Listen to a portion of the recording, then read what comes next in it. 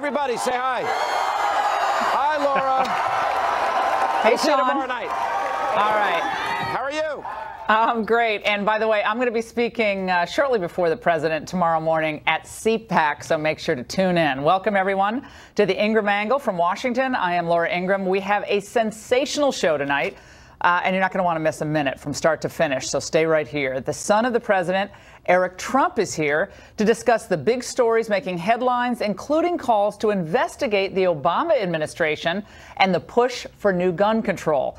Plus, a stunning new revelation on the Florida shooting. An armed deputy quickly arrived on the scene, but apparently he refused to confront the gunman or go inside the building. That's helpful. And we'll also tell you how an alert security officer in another could have been a horrific situation may have prevented yet another school shooting. And John Bolton tells us why China is getting even more bold and dangerous on the world stage. But first, to wound Trump and win the 2018 midterms, the left exploits tragedy and demonizes the NRA. That's the focus of tonight's angle. Last night at a CNN town hall, Florida Senator Marco Rubio, you might have seen it, walked into the lion's den with a filet mignon in his back pocket. If I believed that that law would have prevented this from happening, I would support it.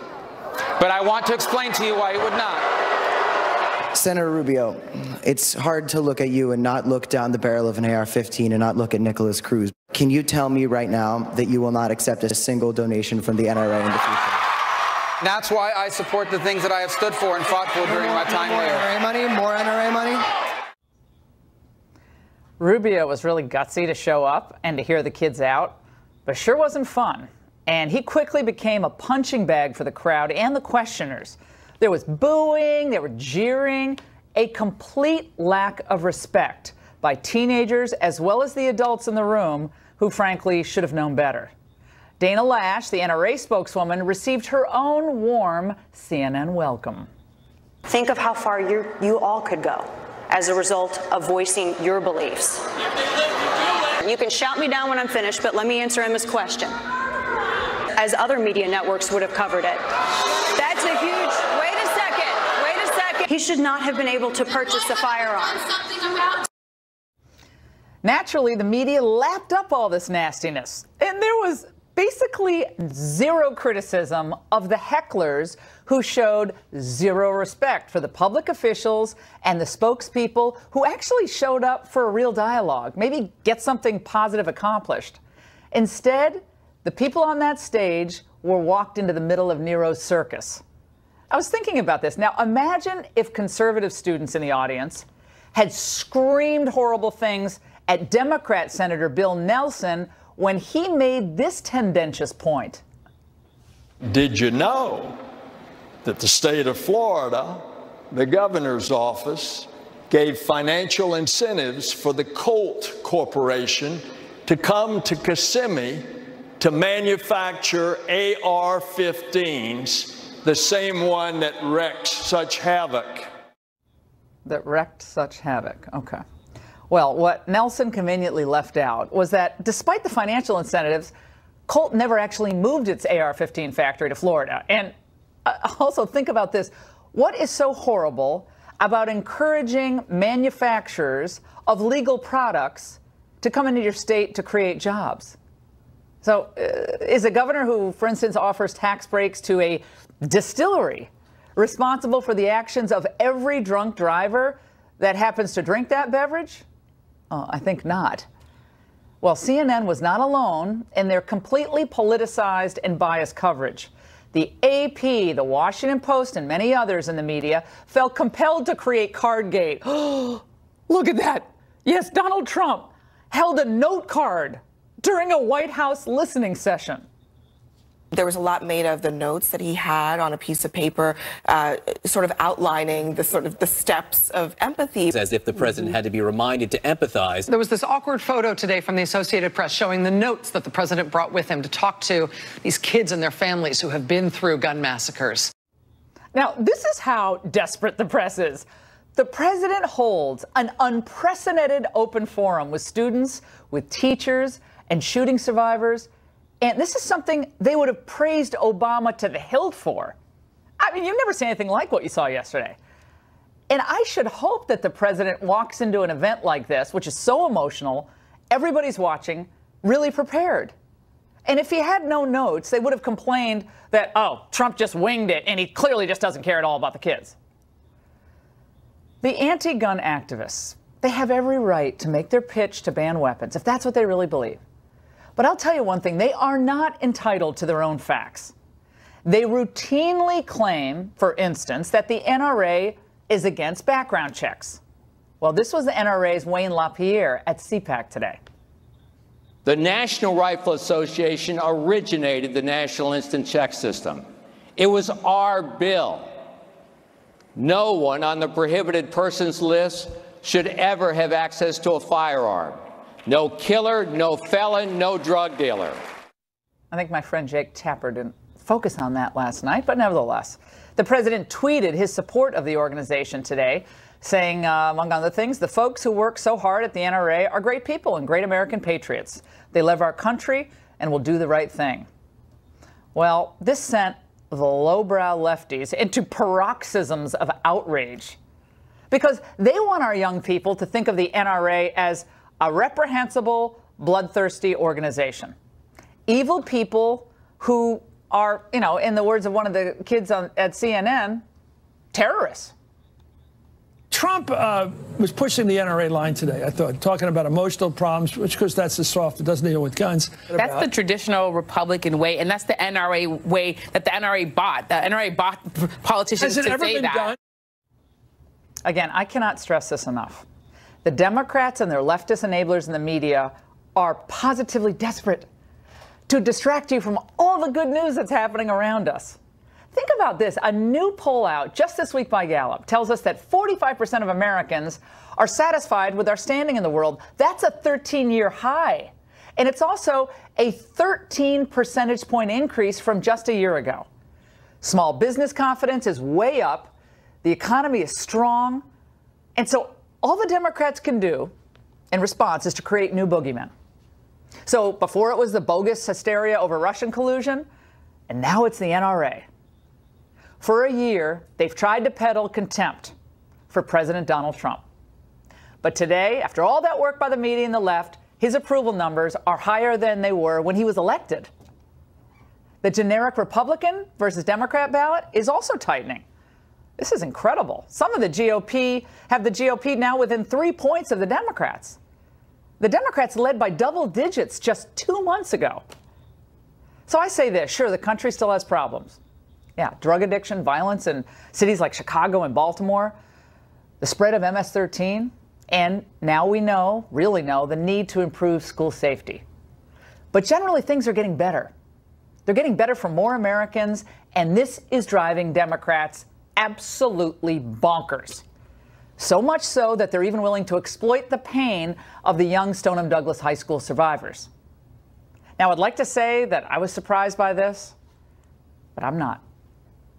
Many on the left, elected officials, professional activists, and those who fund them have been doing this kind of thing for decades.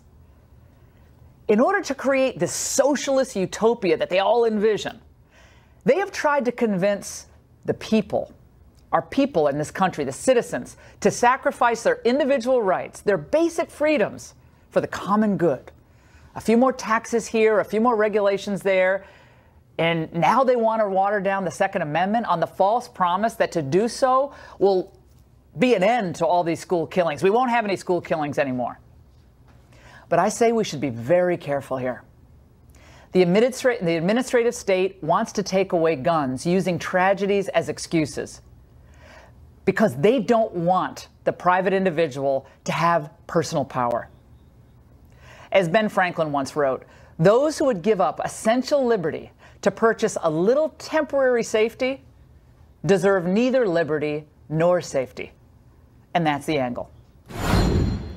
Joining us now for reaction is someone who knows the president, I'd say extremely well, his son, Eric Trump, who's an executive vice president at the Trump Organization. Good to see you, Eric. How are you? As always. First time on the Ingraham angle, I believe, since we started.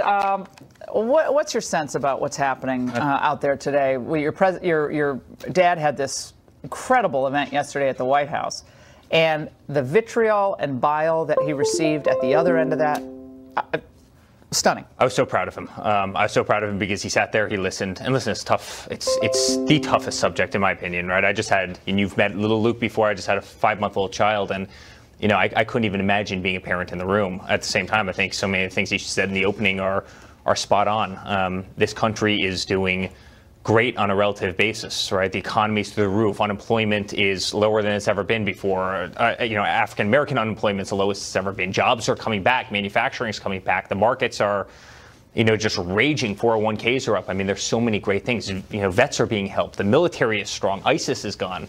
There's so many things that we can celebrate, and I agree that Democrats will use absolutely anything they can to take him down because they're afraid of all of his successes. Now, I'm not saying something doesn't need to take place over the tragedies that have happened. I mean, my heart breaks, but I think you're right in that, anything they can to undermine the man. You saw that with the Russian hoax. They are doing, and it's very, very sad, and it's not beneficial for our country. The obsession over the card he held in his hand. Well, I wrote speeches in the last couple of years of the Reagan administration. We always gave, whoever we were writing them for, if it was just an impromptu thing, we'd give notes. What they were saying is your father doesn't really care. He doesn't know how to show emotion. He's not the comforter-in-chief that Obama or Clinton or even Bush was. And you say? And anybody who watched that press conference yesterday, anybody who watched that town hall, when they're seeing the emotion from the parents and the teachers, and again, one of the but they're saying your father doesn't have that emotion. That's where they are right now. And I think you saw the emotion. And you know what? The points were actually, if you read the points on the card, they were beautiful points. I want to hear you. I want to hear, I want to know the feelings that each of you have, because the feelings you have sitting in that room while the shots were taking place. He was amazing yesterday. He was amazing yesterday, and I was proud of him. And quite frankly, I think that was the first step in healing a nation that's deeply troubled by what happened.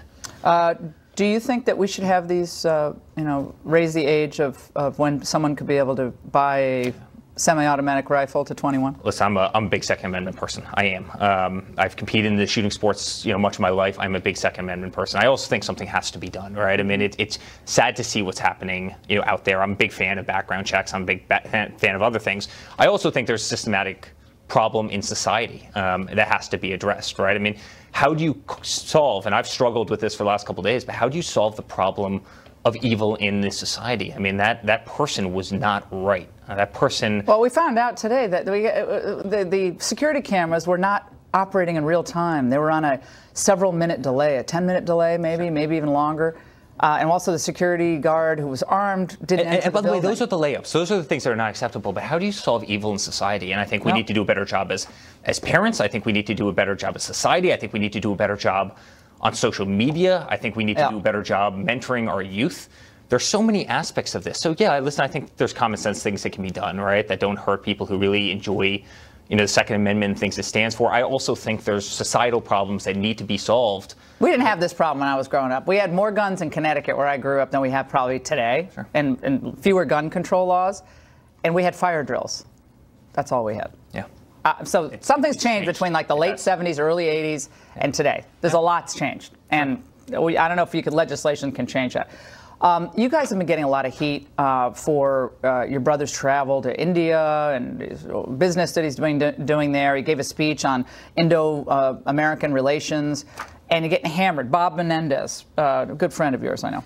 He said, I'm concerned that Mr. Trump, your brother's speech, will send a mistaken message that he's speaking on behalf of the president, the administration, or the United States government, not as a private individual, but that he's communicating official American policy. I write to ensure that the U.S. Embassy presence in India will have no role in supporting Mr. Trump or the organization during his time in India.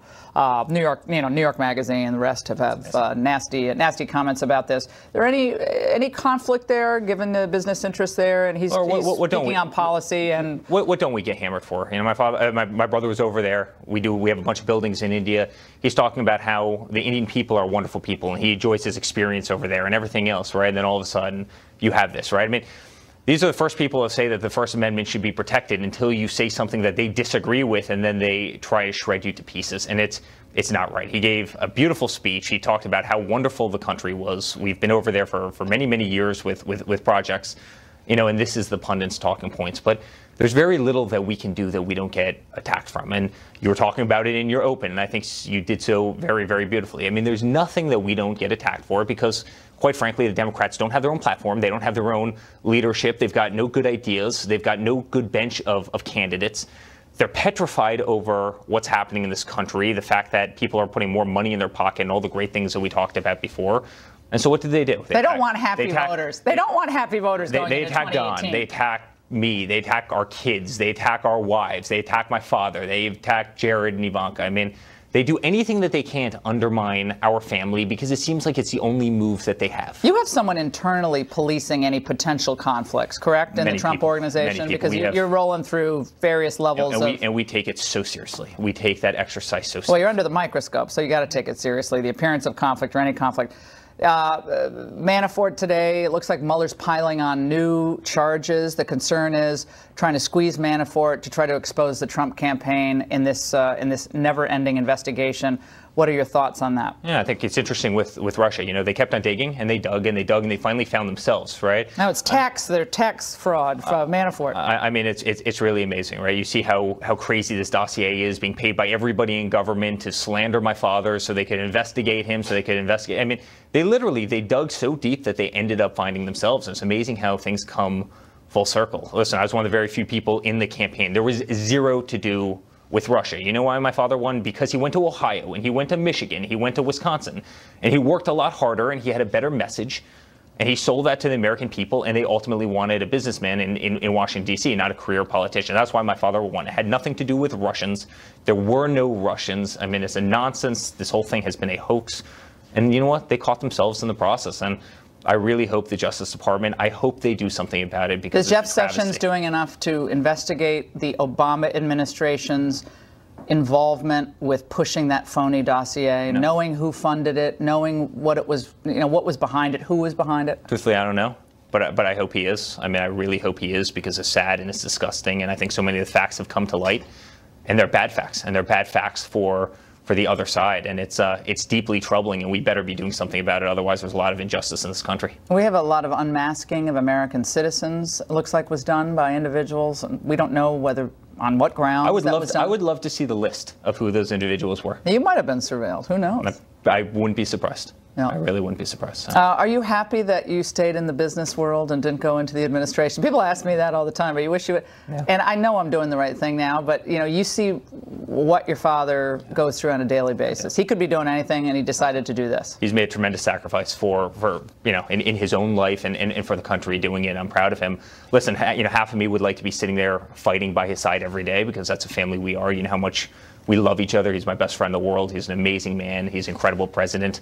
At the same time, I love what I do. I love building buildings. I love real estate. And I love kind of covering that flank. So I would love to be there protecting him every day. But he's doing a good job, and he's making me very proud. You know what I don't like is when people say he doesn't care about the people. It was said last week. I think you know by whom. He doesn't care about the blanking people. He did this for one reason, for the people.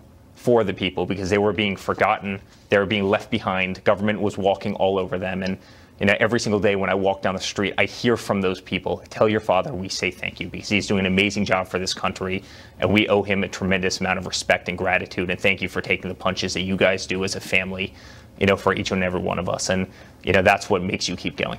Well, I appreciate it. Thanks for coming in. Thank you, Laura. All right, good to see you. And many have wondered why the armed guard, as we just mentioned, Eric and I talked about, at that Florida high school didn't actually enter the building. Now we know. And the answer is shocking. That's up next. We have a lot more to tell you about how an alert officer actually looks like he foiled another shooting, and what we can learn from that experience. Stay there. There is an absolutely shocking revelation about the Florida high school shooting this evening. After a review of surveillance footage from the attack, now officials are detailing how an armed deputy on duty at the school reacted to the mayhem. What I saw was a deputy arrive at the west side of Building 12, take up a position, and he never went in. Was he there when the shooter was still inside the building? Yes, he was. And so what should he have done? Went in, addressed the killer, killed the killer. How much time went by that he did not go in, that he could have gone in? Minutes. I think it was upwards. I think he remained outside for upwards of 4 minutes. Now, the shooting lasted 6 minutes before the killer fled the scene. Well, that deputy has now resigned. Marjorie Stoneham Douglas High School junior Ariana Klein survived the shooting. She and her father, Andrew Klein, join us now from Parkland, Florida, after attending yesterday's listening session with the president at the White House. It's very good to see both of you. Thank you for joining us. I know how difficult this situation has been, although we can't really understand it and what you've all gone through. You were amazingly poised yesterday, Ariana, at that White House event. I watched every minute of it, and I know the country and just is rallying to all of you. And your reaction to this news that we just learned a few hours ago about how the security detail who did have a weapon didn't enter the building. Your reaction to that? Well, you know, as a father, Laura, and thank you for having us, it's just maddening to hear that news. You know, when you put your faith in the law enforcement to act to protect your children, and then they fail to act, it's just inexcusable. And, you know, it highlights the other failures that led to this tragedy, that contributed to this tragedy, which was a breakdown at the FBI in failing to act on the tips that they had, the prior failures of the BSO. So I think that people need to be held accountable. This deputy has apparently been held accountable, but I think we need to continue to look at who's responsible for their failures to act in these circumstances. Ariana, also in the investigation, they found out that the security camera footage that I guess the officials on the scene at the time were reviewing was delayed. So they weren't getting real-time information about what was happening inside the building. There was a several-minute delay, so they were reacting to things that had already happened, which kind of defeats the purpose, don't you think? Ariana, your reaction? Yes. Yes, well, I think it's disgusting that a police officer on campus, he knew his job, and for him not to enter the building where harmless, like innocent children were being shot is just disgusting. And I think that in regards to the technology department and the fact that the security footage was 20 minutes delayed, it should never have happened, and that's one of the simple issues that everyone can agree on that needs to be fixed. We need to be proactive instead of reactive, and we can't have these security footages being looked at after the matter. Last night at the big CNN town hall event, there was a lot of raw emotion. One of the students who wanted to attend but didn't attend because he was upset that to him it seemed like his question was being scripted for him. He spoke out tonight on Tucker's show. I want to play it for you and get your reaction. Let's watch. They had taken what I had wrote and what I had briefed on and talked about, and they actually wrote the question for me. But not with your words. I mean, they put their own words into your question, even after they'd asked you to send questions in. But that seems dishonest. It definitely did, and that's kind of why I didn't go last night. Originally, I had thought that it was going to be more of my own question and my own say, and then it turned out to be more of just a script. And she had actually said that over the phone that I needed to stick to the script. Ariana, what's your reaction to that? That the CNN denies this, by the way, but they have a history of planting questions that Michelle Malkin and others have written about before in other events. But Colton Hobb, who gave that interview, was emphatic about his point. Yes.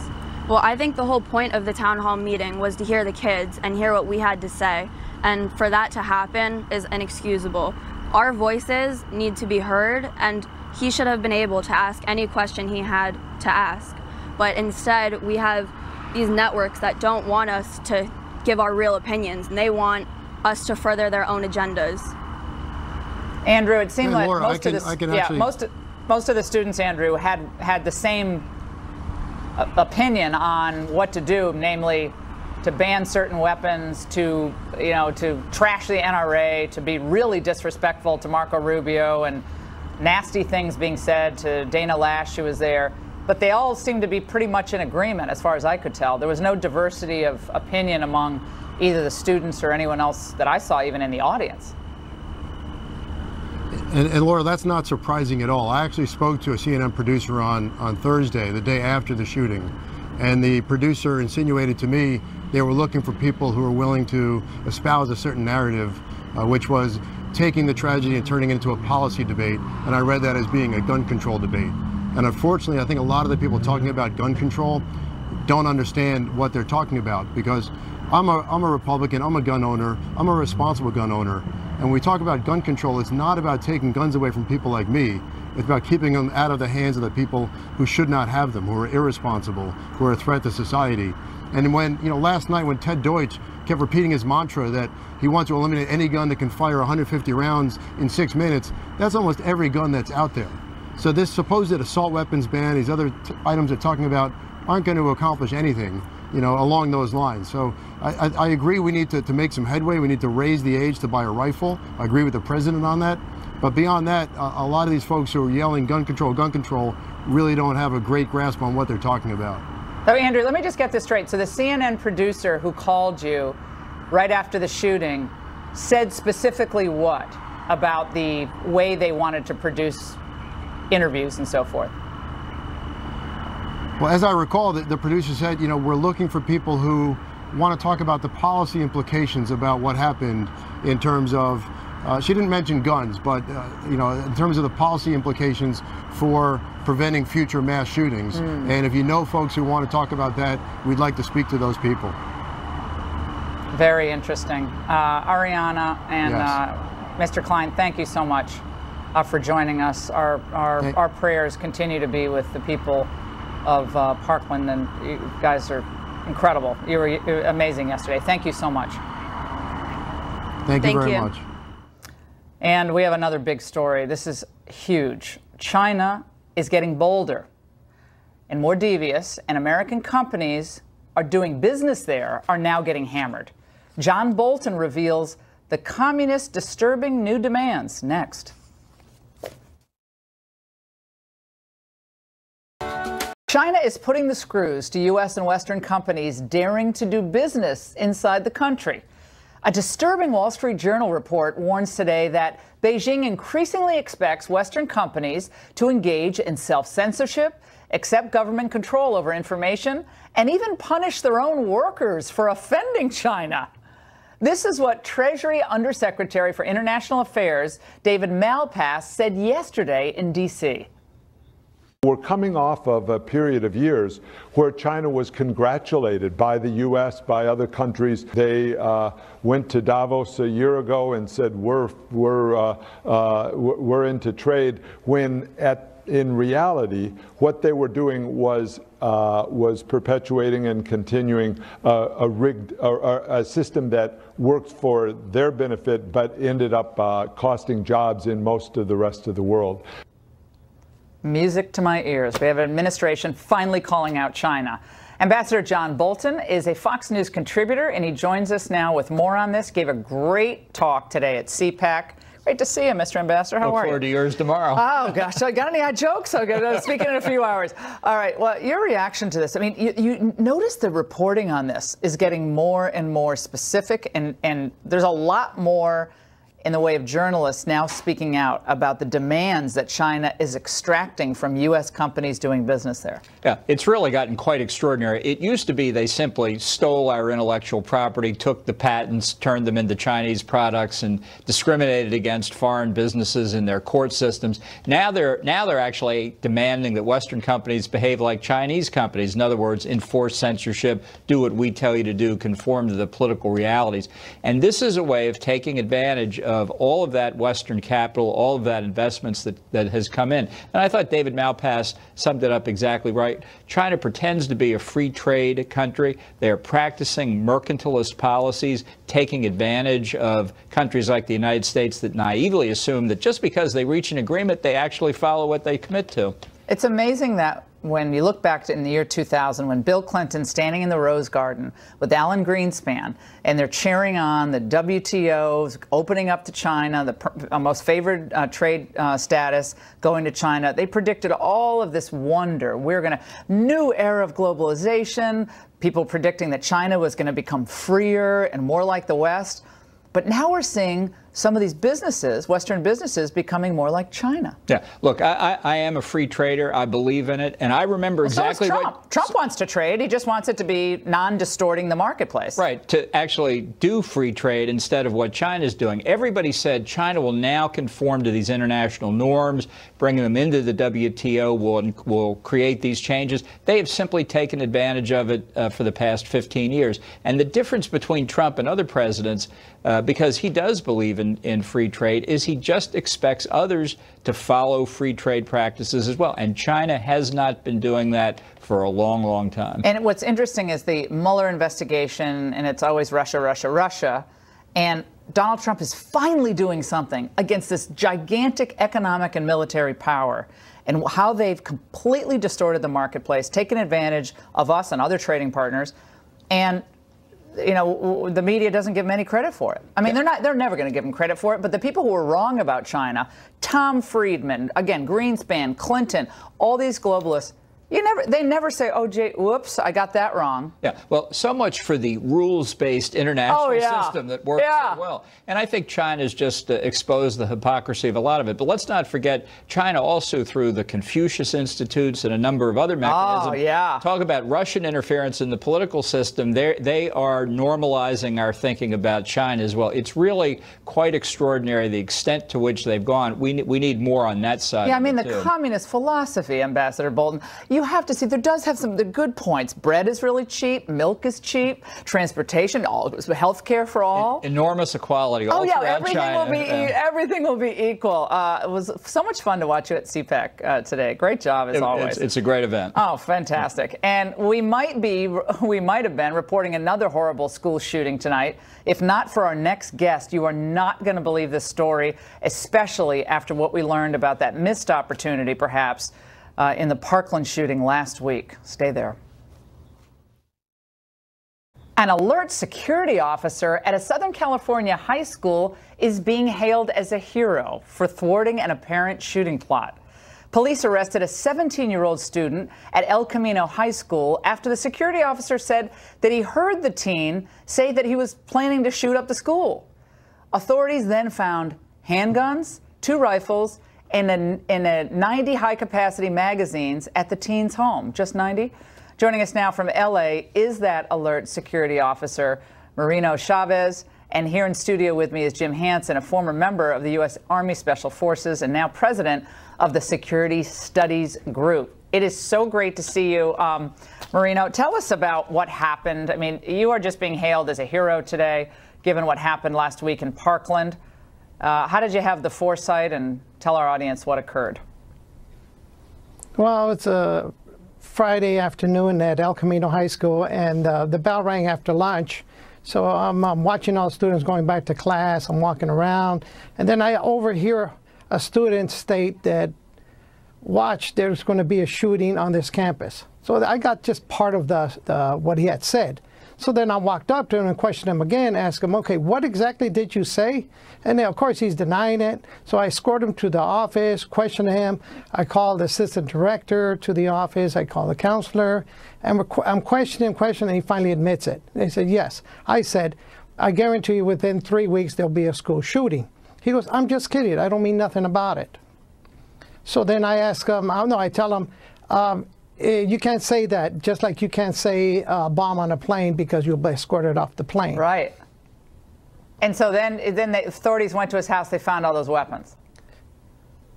Right. So I called the sheriff's department. They came down, talked to him, investigated. They took him into custody, and they checked the home, and they found the weapons. Why have they not identified him, by the way? They haven't identified him by name. Is there a reason for that? Because he's a minor. He's under 18 years. So they have to protect his identity. Yeah, but he could be charged by, minor. He's 17 years old. He could be charged as an adult in a plot to perhaps blow up the school, to be looking at his social media. Jim, I got to ask you about this. I mean, Marino did what the FBI did not do when they had actually seen these comments on YouTube, and then, of course, got the tip at the FBI line. So a security officer at a school hears it and says, whoa, this is not right. Which is why armed security at schools is a great idea. The argument against it is absurd. The idea that somehow this does not help is crazy. Now, whether or not the guy in Parkland failed in his duty for whatever reason to protect those kids, that doesn't invalidate the concept. You know, there's a famous saying from the Wild West. God created men, Samuel Colt made them equal with the peacemaker. Well, the left has made one crazy with a gun more equal because now they're the only one who's armed on too many campuses, and we need to change that. Now, Marino, the school, the El Camino, is a small school, certainly compared to Parkland. It has 200 students compared to 3,000. Are you an armed security officer or unarmed? I'm unarmed, and there's about 265 students, approximate. Okay, so you are armed or unarmed? Sorry, I couldn't hear that. No, I am not armed. I got a duty belt with everything except a gun. No, ma'am. Okay. No, we are not armed. Would you prefer to be armed, or you're not comfortable with that? No, I used to be an armed officer before I started with the school district. Yes, armed would be better. I can do more for the school district because if they're shooting in the campus, I can just run and hide. Yeah, what are you supposed to do now? If someone gets into the building, I mean, you prevented a school shooting. I mean, I'm sorry, I'm going to say it. People say, well, he might have. No, you prevented a school shooting.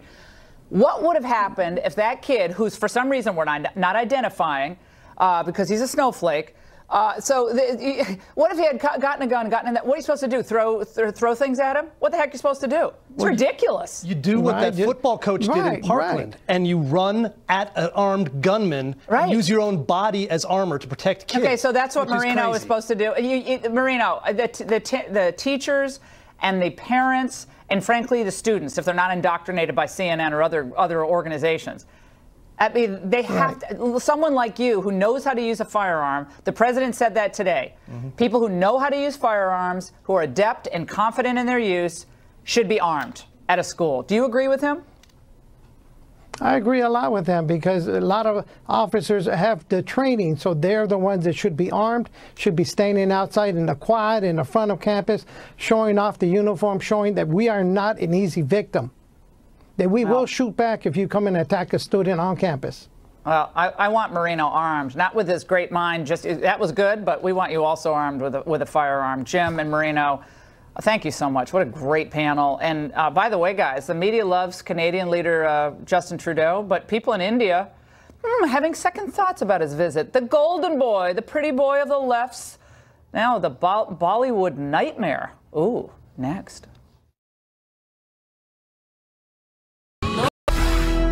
Canadian Prime Minister Cutie Pie Justin Trudeau is giving the world a lesson in how not to conduct international diplomacy. Oh, that's so mean.